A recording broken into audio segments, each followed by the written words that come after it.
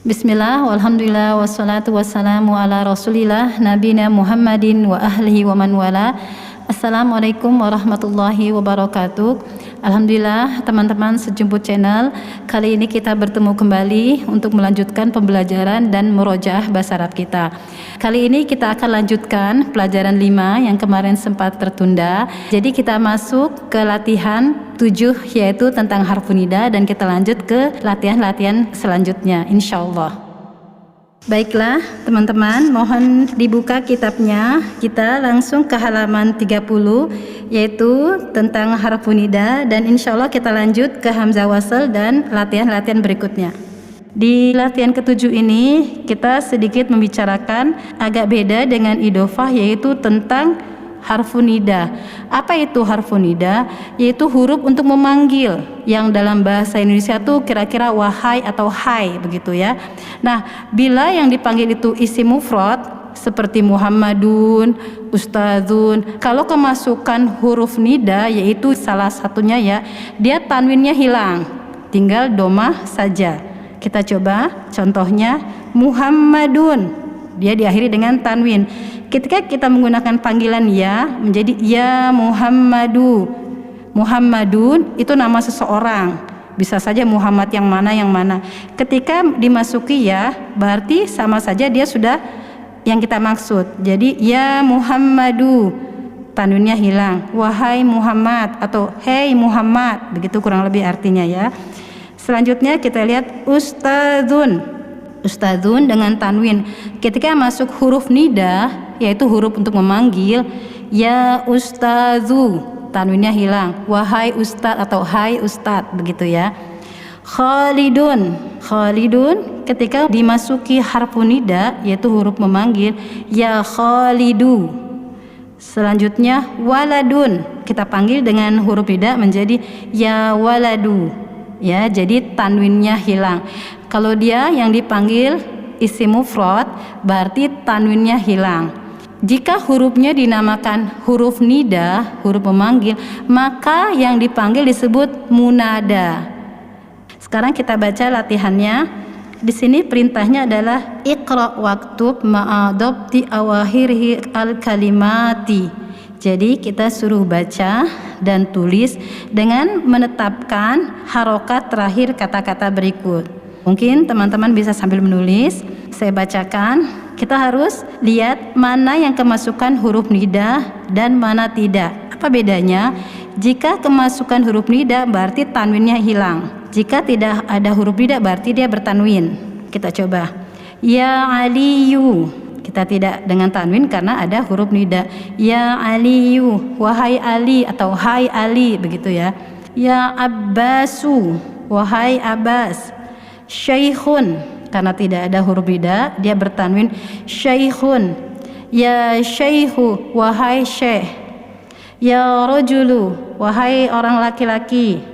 Ya Sirun. Nah, ini ya Sirun, ini memang nama dia, bukan harfun nida. Jadi dengan tanwin belakangnya ya. Ya Yasiru baru pakai huruf nida. Sedangkan ini tidak. Ya Sirun, Yasir. Ya Ammaru, wahai Ammar. Dukturun, doktor. Ya Dukturu, wahai doktor. Kita lanjut ke latihan 9. Di 9 ini kita akan sedikit mempelajari tentang hamzah wasl. Apa itu hamzah wasl? Hamzah wasl adalah hamzah yang dibaca ketika di awal kata atau di awal kalimat, tetapi dia tidak dibaca atau tidak diucapkan ketika di tengah kalimat. Coba kita baca sama-sama, kita akan merasakan kalau di awal dia diucapkan atau dibaca, sedangkan kalau di tengah dia tidak diucapkan. Kita langsung masuk ke huruf berikutnya. Baik, kita coba di latihan ke-9. Ismun. Nah, ismun adalah salah satu isim yang diawali dengan hamzah wasl. Kita coba. Ismul waladi Muhammadun. Nah, ada kata ismu lagi tapi dia berada di tengah kalimat. Setelah wawu, hamzah wasl lagi yaitu ismu. Jadi jika hamzah wasl ada di tengah kalimat, dia tidak diucapkan atau tidak dibaca. Kita ulangi. Ismul waladi Muhammadun wasmul. Merasakan ya. Nah, ini huruf halif hamzah wasl ini tidak dibaca. Kita ulang. Ismul waladi Muhammadun wasmul binti Zainabu. Nama anak laki-laki itu Muhammad dan nama anak perempuan itu Zainab. Kita ulangi lagi di nomor 2-nya. Ismul mudarrisi Hamidun masmul mudiri. Setelah ma dia isim yang ada hamzah waslnya tidak dibaca karena dia ada di tengah kalimat. Ismul mudarrisi Hamidun masmul mudiri. Nama Pak Guru itu Hamid. Siapa nama kepala sekolah? Sekarang Ibnun. Ibnun juga salah satu isim yang diawali dengan hamzah wasal. Kita coba. Ibnu Khalidin fil madrasati wabnu. Ya kan tidak dibaca wa ibnu, tapi karena di tengah langsung wa benu Hamidin fil jamiati. Anak laki-laki atau putranya Khalid di sekolah dan putra Hamid di universitas. Baik, contoh kedua. Ibnul mudarrisi fil fasli aina ibnul mudiri. Hamzah wasl tidak baca karena berada di tengah. Ibnul mudarrisi fil fasli aina ibnul mudiri. Putra Pak Guru di dalam kelas. Di mana putra kepala sekolah?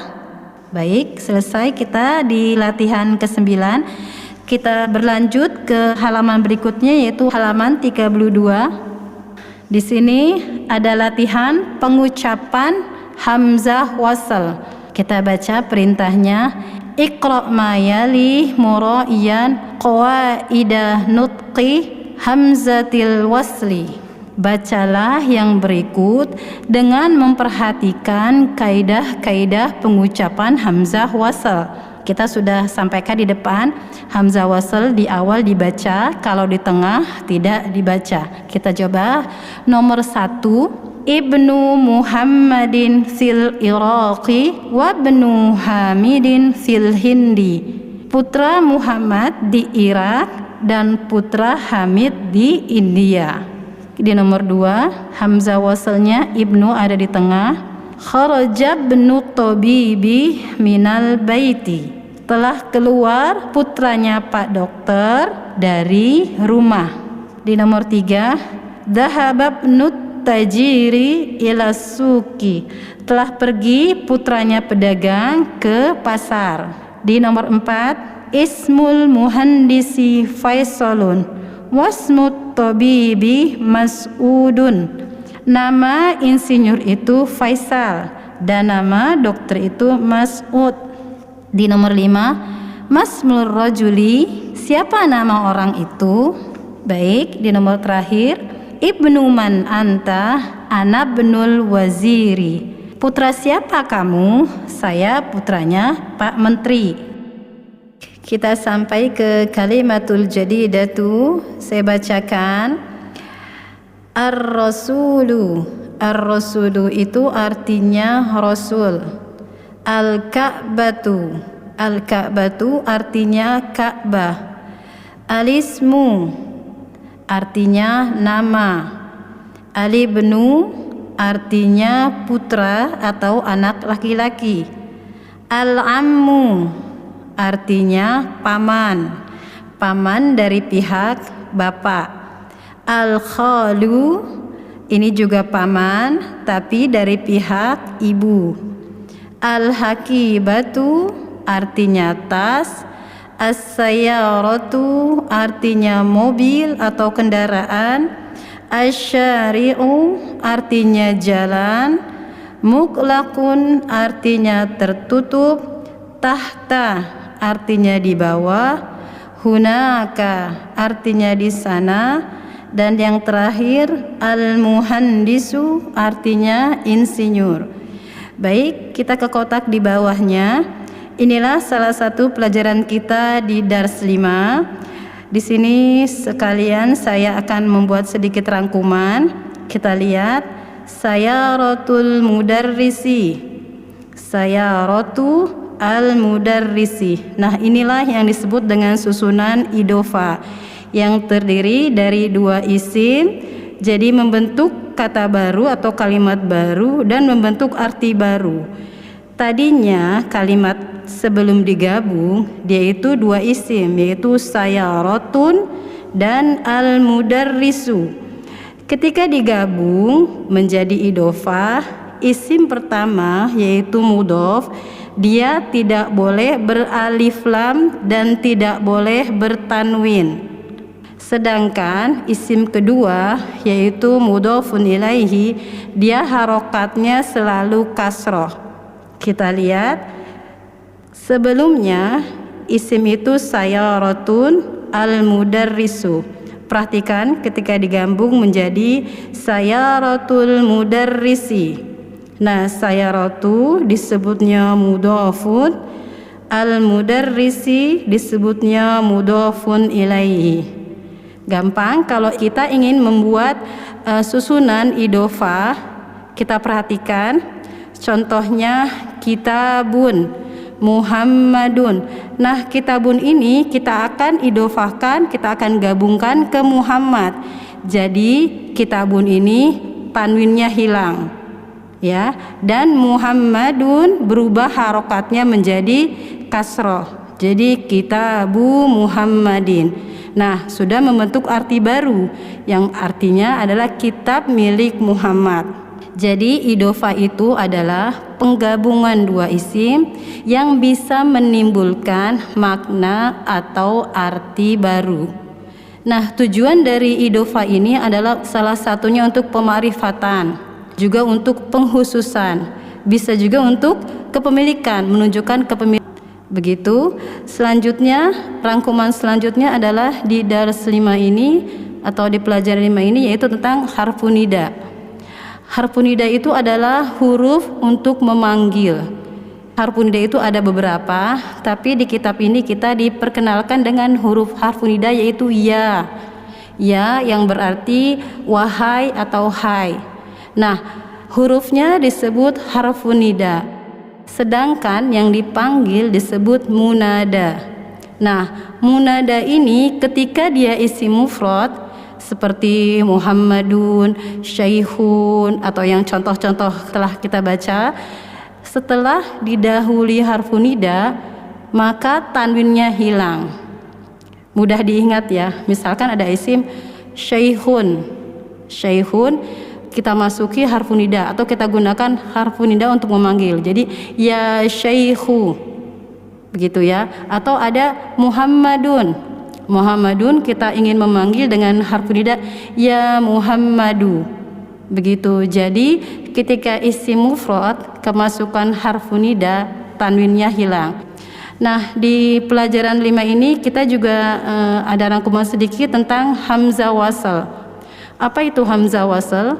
Hamzah wasal adalah hamzah yang dibaca ketika di awal kata atau di awal kalimat.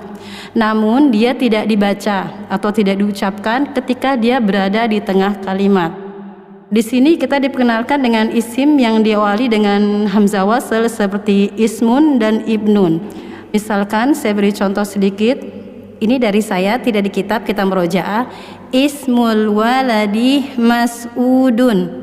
Nah, ketika ada di tengah hamzah wasal, wasmut tabibi Muhammadun. Jadi ketika dia di tengah kalimat, jadi hamzah wasal tidak dibaca atau tidak diucapkan, langsung ke huruf sinnya. Begitu juga dengan ibnu. Ibnu Muhammadin tajirun, wabnu Khalidin tabibun. Ya, misalkan begitu. Putra Muhammad pedagang dan putra Khalid dokter. Jadi hamzah wasal adalah hamzah yang dibaca ketika di awal kata atau di awal kalimat, tapi dia tidak dibaca ketika berada di tengah kalimat. Alhamdulillah kita telah selesai di pelajaran kelima. Insya Allah bermanfaat bagi pemirsa Sejumput Channel.